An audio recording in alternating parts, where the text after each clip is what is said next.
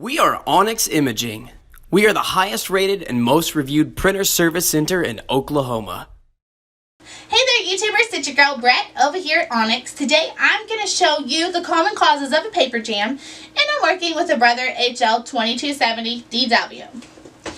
So, pull out your tray, and a lot of times when you're dealing with paper jams, it's really usually just something simple. So, for instance, you have these guides that you can move. Make sure that is in the correct position for the size of paper that you are using.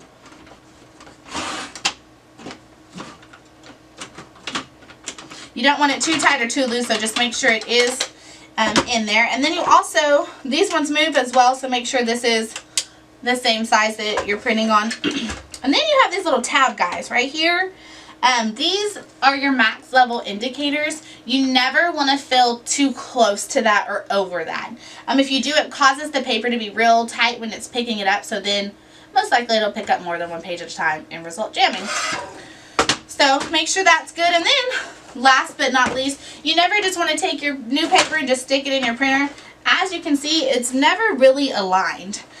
So go ahead and take your old paper and mix it with your new paper, and then I like to fan it out. We do live in Oklahoma, so there's a lot of like humidity and condensation in the air, and sometimes the pages will stick together. So I fan it out and then I line it all together at the same time, stick it in my tray, and then you should be good. Those are some tips and tricks that you can try. If you're constantly seeing jams and you are using those tips, then it might be time to bring your printer in for a service. If you're in need of any supplies or quotes, give your girl Brett a call and have a great day. Thank you for watching. If you're interested in how you can receive free labor on all of your service calls, as well as how to qualify for free printer upgrades, contact us today.